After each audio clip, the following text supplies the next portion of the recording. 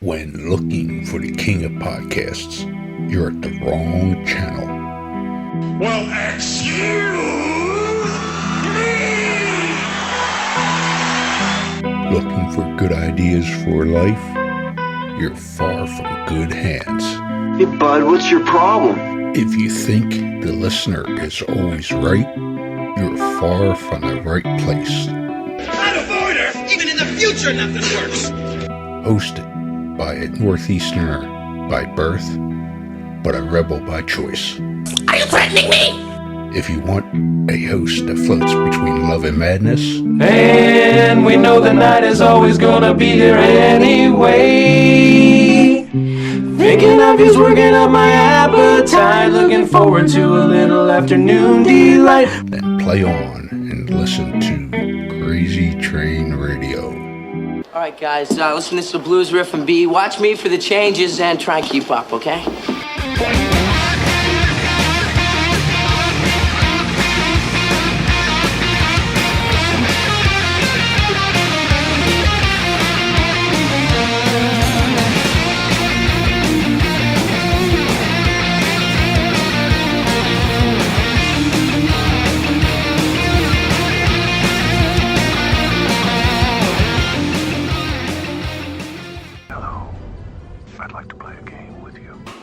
Within the gaming world, there are your general gamers, but then there are those that enjoy the dark underbelly of gaming.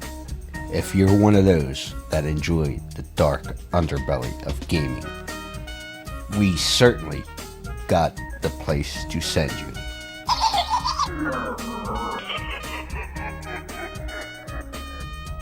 Scorpion Lair Games. That's right, Scorpion Lair Games is the creators of the true crime hit Killers, the card game. Let's not forget they also have Killers Clothing Company, their profiler game, and things like the 5-Minute Murder channel on YouTube. And we certainly can't forget the new book that is certainly a hit, Beyond the Headliners, True Crimes, Myths, and Legends. Make sure you visit Jeff and the Scorpion Lair Games on Facebook and everywhere today.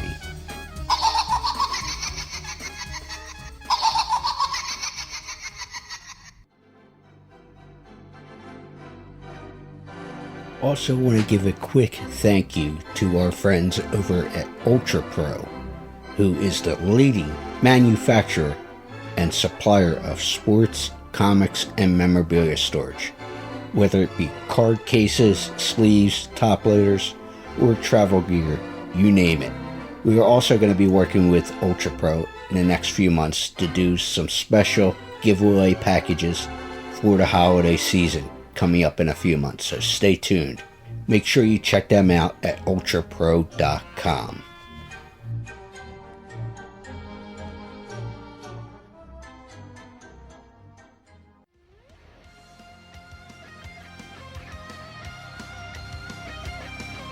Hello, this is NWA Superstar, absolute superstar, big, strong Mims, former NWA World Television Champion and future, let's spoil it, years ahead, NWA World Heavyweight Champion, and you are listening to Crazy Train Radio.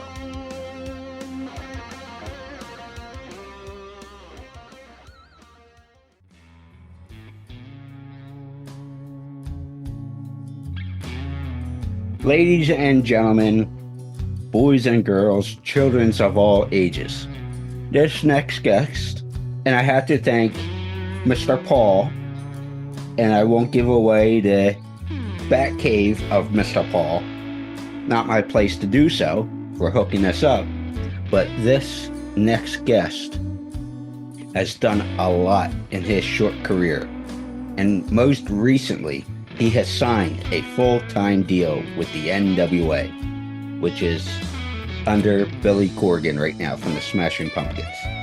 Oh, no! He considers himself to be one of the bravest wrestlers in the NWA, according to the article I read. And because we know 100% true, everything is on the internet. He is a former NWA World Television Champion, which I know is true for once. He's big, he's strong, he's the big strong one. Mims, how you doing, sir? Oh man, I'm doing pretty good, man. I'm glad to be here. I'm glad to sit down and have a conversation with you, and I guess answer a few questions you have for me. I think there was a couple we can get to, but first and foremost, and I'm not going to spill the beans, so Paul, don't sweat it, because I know mentioned a few times in texts and emails, and I love you, but I can say that I saw you for the first time recently work, and that was at the NWA 76 at the 2300 Arena. I'm glad you came. Yes. Mr. Pratt invited me, and I had to say yes. I can't say no to that man, but I can. I typically can't either. Yeah. Well, I can ask this. I'll put it this way. You're pretty familiar, and we'll get into it, with the history of the business. And obviously, there was a little company there for about 7 years called ECW.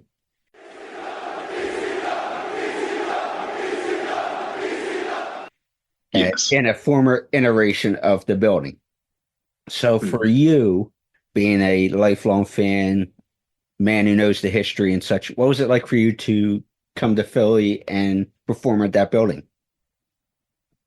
Honestly, it was a similar feeling to what I've had when we went into a lot of historic buildings. We got to do the show in Sarasota, Florida at the Robarts Arena. That was one that was very historic for us. I know sitting around getting to hear Austin Idol tell stories about his times being there was pretty great. Then also in the Chase Park Plaza, that was another very historic building that we got to come into and do an anniversary show for a few years. This is our first time being outside of the Chase Park Plaza. To the chagrin of a lot of people were upset. They want us to come back to St. Louis, and that's great. I love that desire. I love that want for us to come back there. Those fans, the fans that they're that passionate to still want us back, to still be like, hey, no, you need to do the anniversary event here every single year. I'm hoping to have that same thing there in Philadelphia, especially because the fans in the 2300 Arena were going crazy that entire night. This is the thing, I got to give it to them. I like to think I got a lot of energy. I like to think I'm a workhorse, but these people were definitely workhorses to sit through the entire night of that crazy of action, to see the matches that happened, some of the matches that kind of had me on the edge of my seat backstage watching them. And I know that people were able to sit through all those matches and still have the energy to get up and get ready for my match, to get up and get ready for the matches that came after us, because we were very close to the end of the show. Whenever it came to the four-way match that we had for the national heavyweight title. And even for the NWA World Championship at the end of the night, to have that kind of energy still, to watch something that was just a lesson in technical wrestling. It's a lesson in professional wrestling. Through my match, through their matches, all the matches that came after me, and especially that NWA World Heavyweight Championship match, to be able to sit through that and still have the energy to get up off your feet and have those big moments and still be a part of the show that way, that's incredible. So that kind of adds to the energy that we already had in the building just by being there in the first place. To know that ECW was there before us, to even know about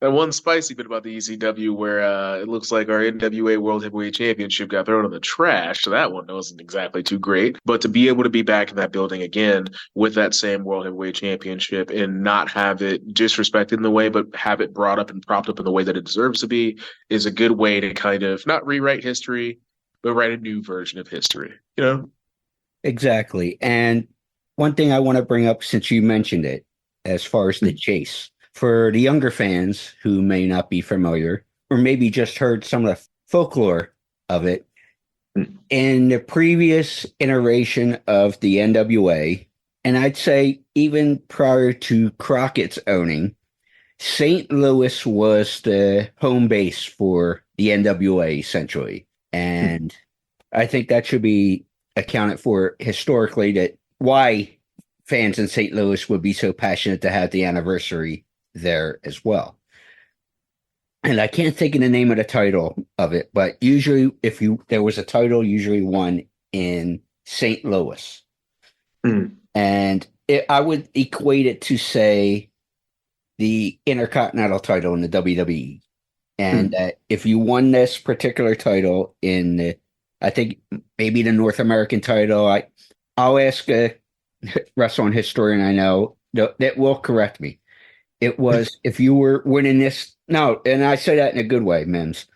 But if you won this belt, essentially you were going to be looked at as being an NWA champion. So, but the reason I'm not giving spoilers or anything like that is because you can check out the different platforms that NWA is on particularly the CW app, when they have NWA Power, which is their main show. They tape a couple shows at the arena, and hence I don't want to give any spoilers, and I don't know when things are coming out and all that. So, but I'm looking at you, Mims, and I'm looking at the dreadlocks, and one of the things I heard, which was kind of cool, because I know the guy tiny bit, is the dreads are is a inspiration from Booker T. Absolutely. So what was it about Booker, and particularly the hairstyle, that you said, I got to do that? Yeah, I think that whenever it came to the hairstyle, it's something that I'm glad actually really fit for me. I feel like it's a look that I kind of got to keep forever now, just because now I know how I look with them. I cut off my first set of dreads I just had on the top, and then I went around for about like 10 months without the dreads, and I was like, no, that's exactly what my face was missing. That's exactly what my look was missing. And I went to go ahead and do them again, just because, again, like, Booker T was such a big inspiration to me in professional wrestling. And whenever I first got to see him, I was a WWE kid. I grew up watching WWE, so my first exposure to him was when he had the shorter dreads, his match against Buff Bagwell, which isn't always remembered so fondly, just because, was WWE still conquering WCW at that time. So anything WCW wasn't going to be the best thing in the building, as they called it. But still, that was my first exposure to him. And seeing his growth during that time as a character, as a wrestler, and then also seeing the hair growth, it kind of inspired me to do the exact same thing. And I thought that could be something I could bring to the table that would be a bit of a different edge, that would make me stand out. Even though I'm still obviously doing that as a tribute to somebody at a legendary status, I still thought that could be a part of my essential look, because I wanted to be able to take a lot of the things for the people who inspired me to get here, for the people that captivated me while I was watching, and take little bits and pieces from them and have that be a part of, if not my look, my moveset, how I got to where I was, by emulating the greats, but doing it in my own way. So what makes it work my hair for you? is exactly the same as Booker T. It's not all over my head. It's just on the top and the back. But still, it's that Booker T tribute, but a Mimsy version of it. Yeah, no. Like I just said, you're doing it on all your tributes, not just the hair. It's what works for Mimsy. What fits you.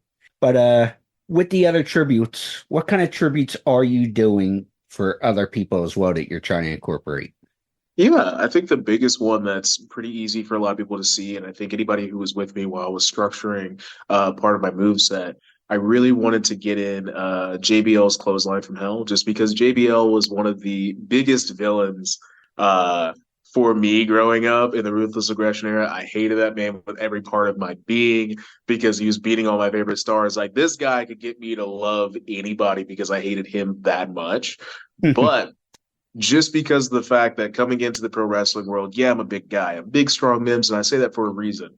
But there are also definitely pretty big guys on the other side of the ring from me every time we're competing. I mean, the NWA is somewhat similar to the WWE whenever it comes to it being somewhat like the land of the giants. A lot of our talent are former WWE talent. So a Clothesline from Hell, for me, is not going to be the best fit against somebody, let's say, Trevor Murdoch size. Can't exactly stay on my feet and still give him quite the clothesline that I would need to take him down. I need to go and switch that into somebody who's very close to JBL, Ron Simmons, take that into his flying clothesline. So that made that a part of my moveset there. Damn! That was a big thing for me. I wanted to also throw in the inspiration of like my history with amateur wrestling. A few years doing that, nothing super duper deep, but I definitely loved the sport, and eventually that led me into professional wrestling. And I felt like though he wasn't doing this on the show, he wasn't doing this as a part of his moveset majorly. Having in a double leg takedown that I just turned into a slam, but I set it up my own way. I set it up my own way with another inspiration that I have from Bobby Lashley. I used to love Bobby Lashley's shoulder charges in the corner, just his shoulder charges in general, because I mean the guy is rocking certified boulders, just nothing but boulder connected to boulder on those shoulders and those traps. So I always thought anybody taking those in the corner is feeling like they're losing their liver, they're feeling like they're losing their kidney. So to take that and then turning into a amateur wrestling style in the guise of a Kurt Angle, taking that and turning it into a double leg, and then just finishing it off with a slam, walking them around the arena. Kind of a la like a Lex Luger, how he would walk around with you once he got you in a torture rack, and he showed how, oh yeah, I have you up. Like, you're not going anywhere, brother. You're up here.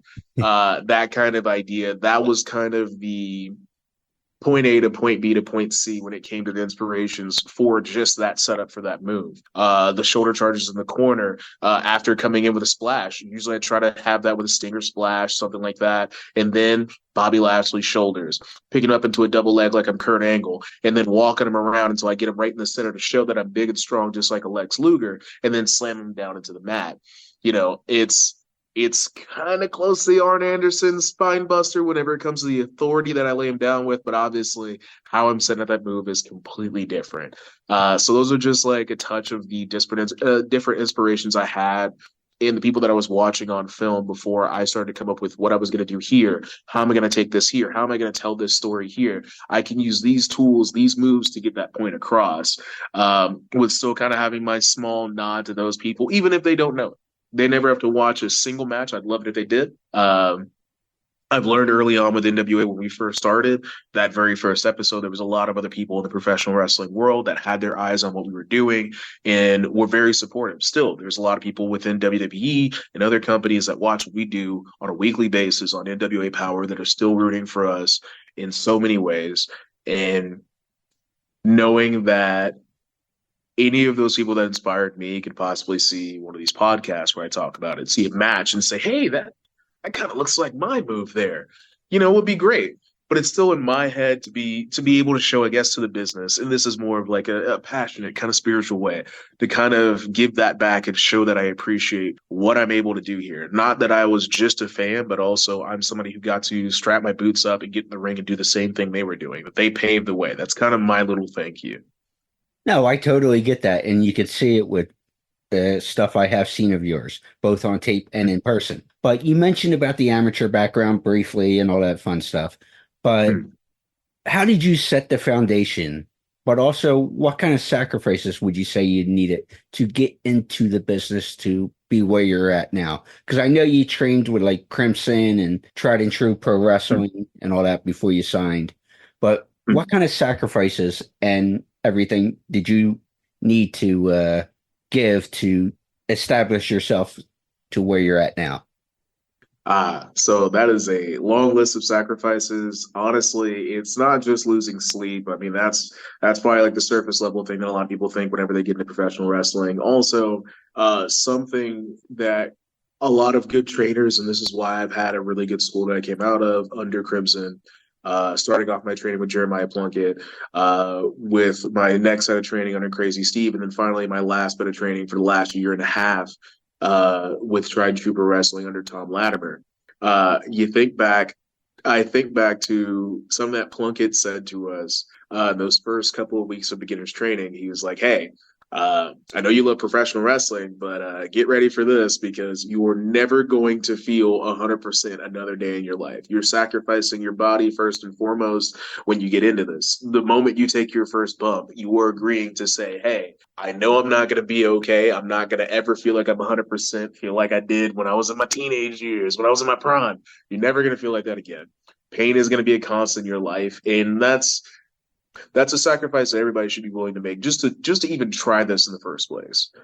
Some people just go to wrestling training school and they don't even make it through training school, and still you sign that contract with yourself saying, hey, I'm okay with never being 100% another day in my life. Even at that point, it's that risky. But I've sacrificed a lot of, romantic relationships. There's been a few ladies that definitely could say that pro wrestling was a part of the reason why things never worked out with us.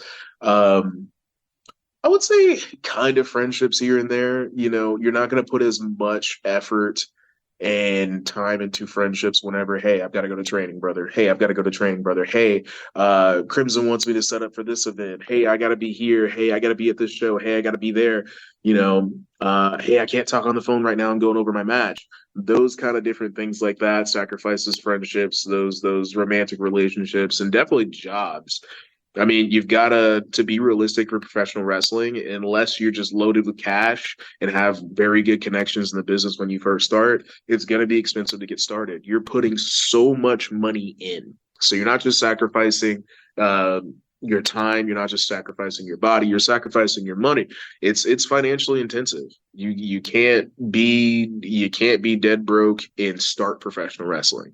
It's going to be really hard if you do. For the people that have, and I know people that have, they've been homeless and went through training and still had that drive to get up and go to training every time they possibly could and make sure they can make the most out of this career. It's incredibly hard.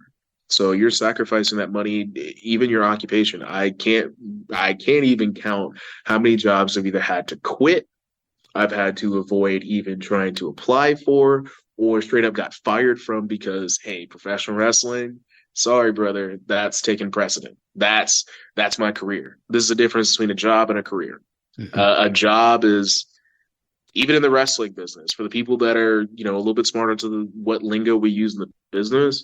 I mean, doing a job isn't the thing you want to do. It's always looked at negatively. Same thing whenever it comes to the outside world of professional wrestling. Oh, I've got a job. Oh, it feels like a job. You know what they say? If you were doing something that you love, you never feel like you're working a day in your life. With a job, you feel like you're working. With professional wrestling, it has never been a job to me. There's never been any part of this. The negative parts, the positive parts, the in-between moments, the small things here and there, the patience, the long nights in the gym, the lonely nights in the gym, the lonely nights at home because of the fact that I've had to sacrifice people, places, and so many other things. None of that has felt like a job to me with professional wrestling. Even the one major injury I've had, any other pains and aches that I've had, the times where I didn't feel like getting up and going to the gym, the times I didn't feel like getting up and going to training, but I still did anyways, none of that has felt like a job any single time. Not at all. So with those sacrifices that I've made, numerous amounts, fortunately and unfortunately, because sometimes I got to be honest, I was just dodging a bullet. To be where I'm at right now, that tells me all those sacrifices were worth it and they were the right move to make. And the fact that I'm only going to continue to go further because of those sacrifices I laid down in the first place, that only tells me that I've only made the right decision in all those sacrifices. Still, to this day, I'm proud of every sacrifice that I've made. You can't be where I'm at. You can't be where I'm going to go without doing that. Speaking of the sacrifices, and I read an article probably about an hour or so ago, and like I said, I take things tongue in cheek unless I hear it from the source directly. But there was a time that I'm thinking it was around the time of that injury, the concussion, that there might have been some vets around the NWA or other spots that were telling you that you lacked focus. Now, I don't pick that up, that you're lacking focus and you're goal oriented. So do you think what some of these people may have been saying was true at the time? Yeah, I mean, I'm still around some of those vets, and though there's never been like a super in-depth conversation about what had happened around that time, or even the fallout of how things went for me in the company and me being in the doghouse for the amount of time that I was in the doghouse, I think it was a necessary thing for it to happen. I think on my end, it was more of a miscommunication of what I valued, but I'm not going to sit around and be stuck on spilled milk or sour grapes. I don't have sour grapes for any of it. These are experiences that I've never had before in ways that I need to learn in professional wrestling. And again, getting that focus. What is the main goal in professional wrestling for me? What do I value in professional wrestling? And a lot of that with the injury, the subsequent fallout of that negatively against me, all of that was supposed to be a gut check. It is a gut check to tell me, do I really want to do this? Because that is when you find out if you really, really want professional wrestling. Some people say it's in the beginning when you're making all those sacrifices, but I think you're going to have those tests along the way while you're continuing to rise, while you're continuing to do this, that you can look at yourself and say, hey, I'm hurt. I've gotten the worst end of what this can possibly be and not the best end right now. What am I going to do? Am I going to tuck tail and run? Am I going to say, this is it for me? Am I going to say, you know what? I don't really want to do this anymore. Am I going to be tepid and timid and, kind of tiptoe around this career that I have? And not a single moment from the time I got injured, from the time that I got told, hey, brother, you really screwed up here. You really screwed the pooch. None of that time, nothing that I had to go through for the months I had to go through that. None of it told me, hey, nothing told me I need to quit. Nothing told me that I need to stop right where I'm at. Nothing told me that I'm staying in place. What I was told in my head, what was I talking about with myself the entire time while I was injured, while I was recovering, is that I need to be better. Obviously, this wouldn't have came unless I did something wrong. Personal responsibility was the first thing. And that's very important to me in professional wrestling. That's very important to me in general. What can I do to make things better? And that's the only thing that I was worried about. I was worried about building up, climbing up, doing what I possibly could to not only gain the spot that I have, but move beyond it. I think, and this is a personal principle, I think that pain without progress is pointless. What's the point of going through pain? It's to progress. It's to grow stronger. It's to grow better. And through that pain that I had, physically, emotionally, mentally, socially, obviously, all those different points of pain, I had to use those as growth. Without doing that, what am I doing? I'm betraying who I am as a person. I'm betraying the passion that I've had for the professional wrestling business. I'm betraying the veterans there that believed in me, that at the point I got injured, at the point that I got in trouble for everything surrounding that they had felt they were disappointed in me. I am proving them right to be disappointed. And what I need to be focused on is proving that they were right in the first place to believe in me, to think so highly of me, to continue to prove them right in that aspect.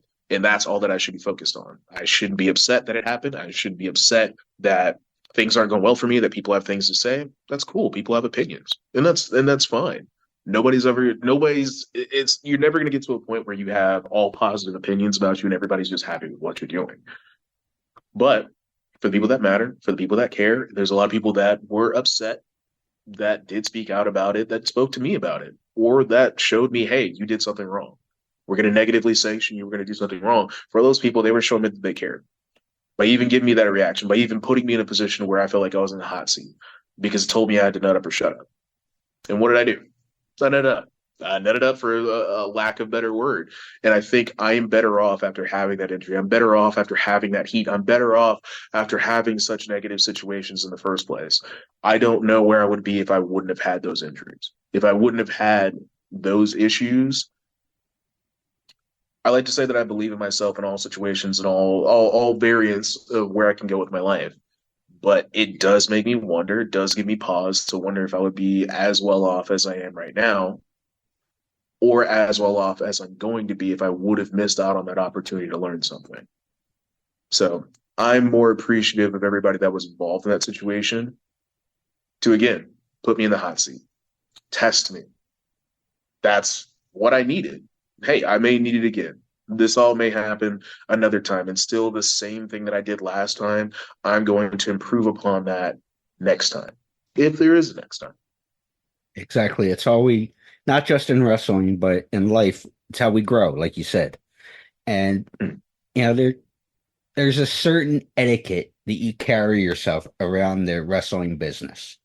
And I think that only helps you learn with going through the fire. But I mentioned at the beginning here, and I promised I'd keep it somewhat short with the interview, but I mentioned at the beginning that you signed a full-time deal with the NWA. So what is that like with all the sacrifices and just everything leading up to where we sit now, just past NWA 76? that Mm. I'm hired by one of the major companies in the country right now. It means a lot to me. It means a lot to reward what I've been doing. It goes along a long line of successes that I've had that have continued to grow me, that have just been success after success. Even if I've had setbacks, success, success, success, and I've been trying to combine those as much as possible. This is one of those penultimate, like, and not so much a penultimate, but one of those major milestones that you have that kind of tell you, hey, you're on the right path. You're doing the right thing. Hey, trust your gut a little bit more. Trust yourself, because the fact that you've listened when you need to listen to other people, to yourself, those decisions that you made, they've resulted in something very important. You've not only got your foot in the door, you've got a seat at the table. Now, what are you going to do with this seat at the table? That's where I'm at with that right now. And I like to take that small moment here and there whenever I have contract negotiations, whenever I've won a title, whenever I've gotten a storyline, whenever I've gotten this, whenever I've gotten that, whenever I've taken a compliment from a veteran, from somebody else that's at a lower level, somebody at the same level as me, from any of my peers in the professional wrestling business, I like to smell the flowers a little bit, because a lot of people can get caught up in that destination. They can get caught up with where they want to be. Oh, I just want to have this. I just want to have this. Oh, I want to be TV champion so bad. Well, it's not just about getting there. It's not just about being there. It's about how you got there. It's about what you do once you've gotten there. And I think I've learned that a lot more after not just having the incident, the problems that we talked about earlier, but also winning the television title. It was something that I've been going after at that time for 18 months. And then to finally get what I had been chasing for, what had kind of, in a way, in my own way, it had caused me some of the most, like, probably the most negative instance of my professional wrestling career. And I finally had it. And, after smelling the roses, after crying about it and being so happy and feeling all those emotions, the next thought that I had, which was a freeing one, because all the other successes that I've had in the professional wrestling business led up to that. And before that, I didn't think, now what? I didn't think, what do I do now? What do I do to not only be here, but get that seat at the table and then eventually be at the head of that table, right? And I think that's where I've been ever since I won the NWA World Television title. Almost said World Heavyweight. I wish. We're getting there, and that's still, speaking of that, that's something that's on my mind. I want to get there, but I want to get there the right way. I want to get there in a way that etches a legacy that I can be proud of, something that's going to make somebody grow dreads, something that's going to make somebody think of, hey, how do I incorporate all of Mims's movesets in what I do? How do I incorporate one of his catchphrases or something he said? How do I look like him? That's what I'm focused on now, is that journey. And I think that's one of the biggest lessons that I took from that injury, from that subsequent heat, from having those major successes and those major setbacks, is learning to love that journey. It's a lot of people in professional wrestling, and especially myself, this has been one of my big problems since I first got started, is that I'm focused on what everybody else is doing, what they've achieved, what they have that I don't have, and I need to have the same achievements as them. I need to be on the same level as them by having those same achievements. And I've had to learn over time that the achievements are just a reward for the journey. So if you focus on the journey, if you make the journey what it's meant to be, which is the most important part, the part that everybody should love, the rewards will come along with that. And you don't have to worry about the rewards. They matter, but not as much as that journey, Mm-hmm. So that's where I'm at right now. Well, speaking at part of that journey, since I'm going to keep you a couple extra minutes, I'm curious to know about working with Black G's. Yes. So for those who haven't seen Power, or maybe have seen the Power, and I almost went with a Masters Universe line there. I have the Power, but no. What can you talk about as far as your relationship goes with G's, and what do you guys bring to the table together, and why do you think that works with what you guys are doing? So I think it's something that's a little bit strange for me, because it's not an idea that I could have come up with 2 years ago whenever it was me focusing my sights on Tyrus while G's was in his corner, right? But I think it's something that's kind of poetic to see something full circle come in there. I've changed my focus. I've needed to garner focus. Who better to do that than somebody who was able to exploit every weakness that I had? I mean, through that time going against Tyrus, that time struggling against his group, who is somebody that's a mastermind that doesn't have to get in the ring? He can, and he'll take you apart piece by piece whenever he steps in the ring, but in a way that we're thinking of a Kevin Sullivan as a taskmaster. I'm revealing what I'm watching right now because I'm funny enough, I'm watching through every episode of WCW Nitro, and so I'm getting a little bit more Kevin Sullivan in my viewing habits. I definitely had to do that. I feel like I owed it to him after finally meeting him about a year or so ago.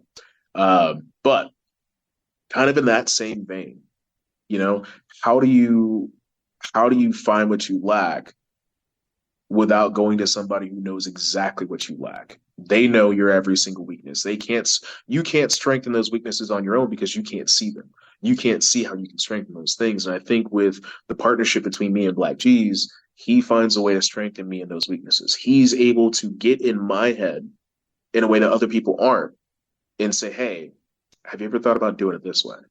Hey, did you notice every time you do this, you do this? Hey, have you noticed that when people look at you, when they see you make this certain stance, they know exactly what's going on in your head. Here's how you keep them guessing.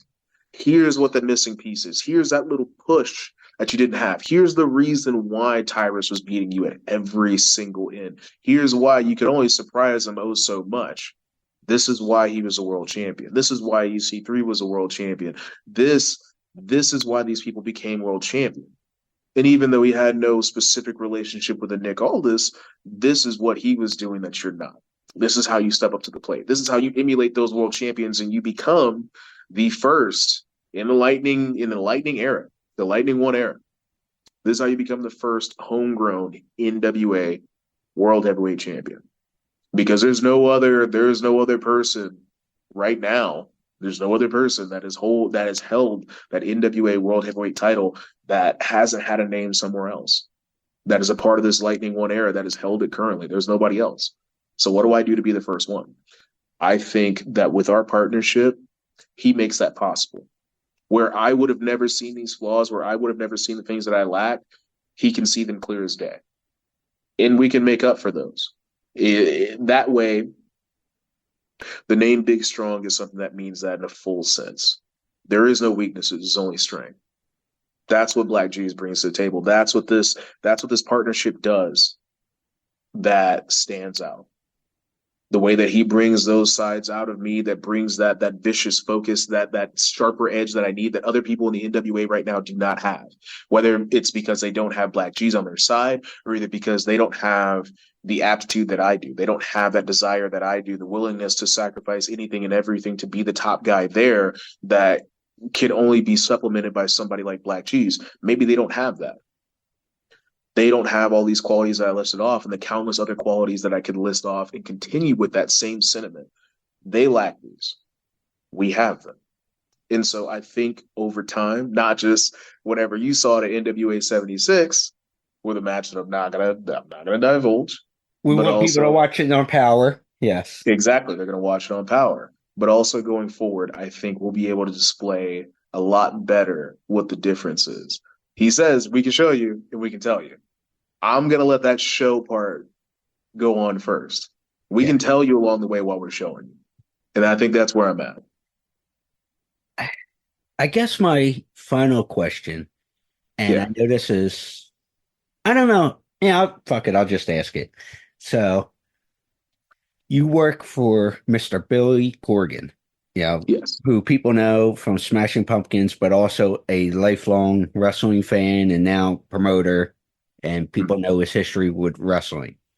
With William Patrick Corgan being your boss. Yes. And being as knowledgeable as he is with the history as well of the business and everything else. Are you picking his ear all the time to say, hey, boss, what do you want out of me? What do you think? What can I change? Keep growing as you have been in the business and being able to put the best product out there for Big Strong that can be out there. Yeah, I think for him, it's pretty. I kind of like to do this because our conversations aren't always so much specifically about wrestling or where things are going, right? Now, over the last couple months, all of our conversations that we've had at events have been about what are we doing next? What is Big Strong Mims doing next? Hey, what do I want in more of a vague way? And I think I kind of like that. I like it's a strange game. I like to call it a game. And I know he's gonna watch this at some point. He's gonna be like, oh, is this his side of things? Because Billy watches everything. And that's something I really appreciate, is that's a serious amount of passion for not only what we do, but also, hey, you're taking interest in me. Thank you. But and thank you for the I lesson, think it's sir. a game. Yes. Hello, Billy. Thank you, sir. I like to think that it's I like to treat it like a game because I'm really into strategy games. He'll tell me what specifically he wants. Let's say that's with a match, an idea, where we want this to go, right? And I had to take the time to interpret it, right? Instead of him telling me piece by piece, what is it? I think it was like Denzel Washington, some movie where he's like, explain to me like I'm 4, or explain to me like I'm 3 years old, right? I think because Billy himself, I like to think he's an intellectual. We have intellectual conversations, more philosophical conversations whenever we're sitting on Instagram and we're both bored, right? And so I like to think that he treats me kind of like, this is going to sound a little bit weird, like my grandfather. My grandfather was somebody he was a grumpy old man. He liked to argue. That's the thing. But I didn't understand a lot of the time while I was growing up until I was a teenager. My grandfather would argue for me to focus more on critical thinking, to focus more on showing what I know, and to make me prove how smart I am. Make me prove that I have that intelligence, because anybody can say something and never have anybody say anything back, right? Billy knows this himself or whatnot. I've heard him talk about it before, where he has a bunch of yes men around him. You're going to have yes men, right? And my grandfather was never that kind of person. He definitely questioned everything. So I think when it comes to that, and him my grandfather always testing me and making me prove how smart I was. Hey, figure it out, boy. You can figure it out. With Billy, he doesn't get lost in the woods of details, right? It's a vague idea. It's a starter idea. Here, I want you to have this sandbox. I'm going to give you a sandbox. It has limits, very, very easily common sense understood limits to this, right?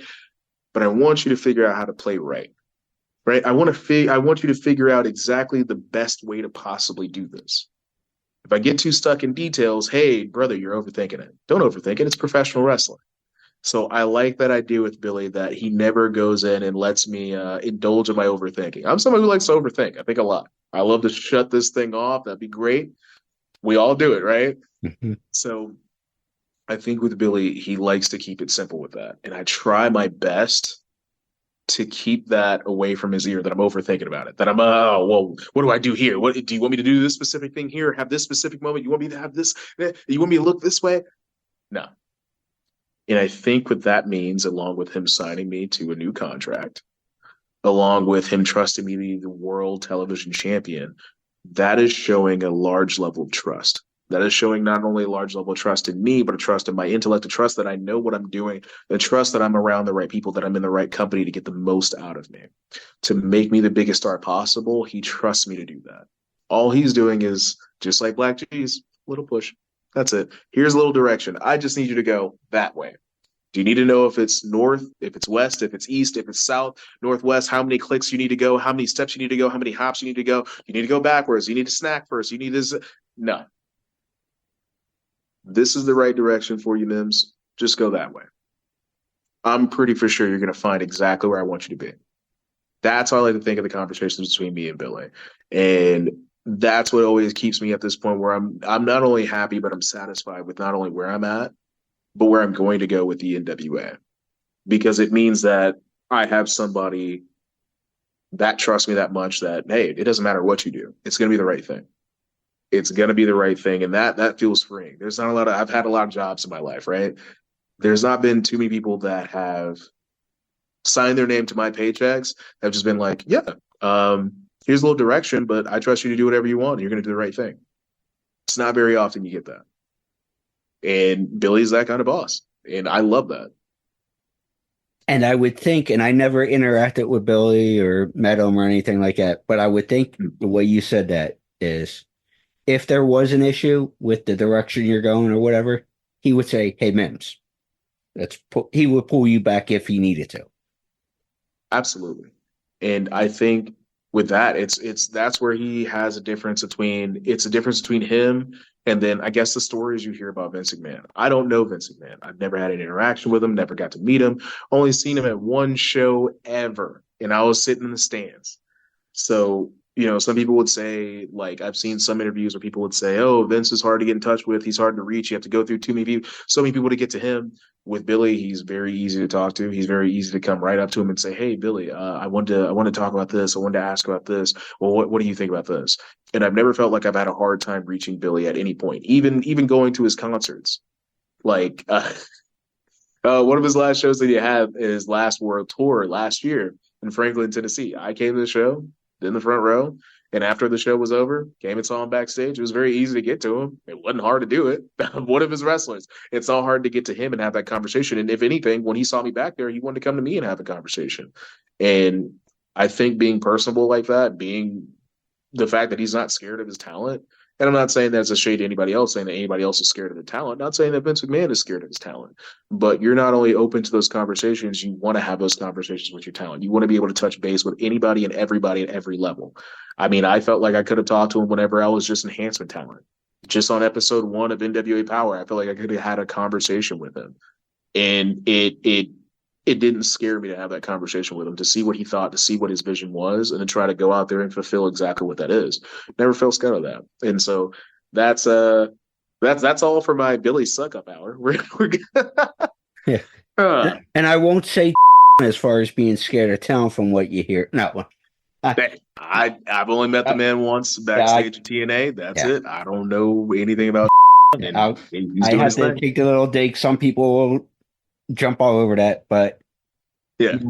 What's the rest of 2024 look like for you think? The rest of 2024 looks like, for me, it's nothing but NWA stuff going on. I mean, obviously, I'd love to get out there and go to the independents and do as many things as I can on the indie scene as much as possible. When the opportunities come up, you'll see me out on the indies. But for right now, obviously, my loyalty lies with NWA. It's going to stay with NWA for quite a long time, especially because that contract that I signed, it's a very lucrative deal. But also, again, outside of it being a lucrative deal, my heart is definitely in the NWA. That's where I want to be. That's where I want to stay. And then with me being able to go outside the NWA, I only look towards those independents that I can hone my craft and I can build all of that back to bring that, all those things that I learned, those lessons that I gained, those skills that I'll continue to refine, bring them right back into the NWA. So for the rest of 2024, it'll be the dates that we have here in September at the Riot Fest in Chicago, Illinois. That'll be from the 20th until the 22nd. I will be there for that. On the 27th of September, New York City, we will be having a charity event there. I think I may also be the one on the 28th of September, also still in New York City. Beyond that, all of our other dates have been announced so far. So we still have October 5th and 6th. I'll be in Tampa, Florida for another taping at We Do Studios, the PBS studio down there in Tampa, Florida. They know me well because I've been there so many times. And then Sarasota, Florida on the 26th. If I remember correctly, I think we're going right back to Robarts again. I hope so. I really like that place. You can feel the history in the building. And plus, it's just a wonderful building. And then it looks like we are going all the way back to Dothan, Alabama. I think on the 14th, the 12th, the 14th, December. Somebody's going to check me. But in December of this year for the Looks That Kill signature live event, that will be us all over again. Hopefully by that time, nobody will kill you with any looks. So, oh, brother, thank you so much for the time tonight. Yeah, you're very welcome. Thank you for letting us go over a little bit. I really I don't care. I don't care. I just don't feel like catching heat from Paul. Paul, I love you. I tease. I had to take a couple shots, brother. I know. I'll get a text no heat at all. At least from my end. Hey. No. I know. Me and him back and forth tease. So, but yeah, all good. Thank you, sir. Yeah, you're very welcome.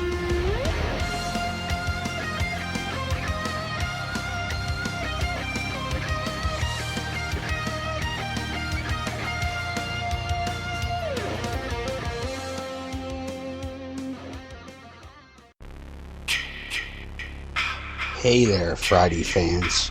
We know how much you enjoy the movies. Enjoy grabbing your Friday merchandise and interacting with the Friday family, whether it be at conventions or during our particular watch-alongs. Well, when you're looking to get yourself masks, why not check out our friends over at Camp Blood Customs out of New York State and order your specific custom mask from any of the films. All orders are made specifically. Your needs and wants are. Make sure you find Camp Blood Customs on Facebook, Instagram, and all over social media and order yours today.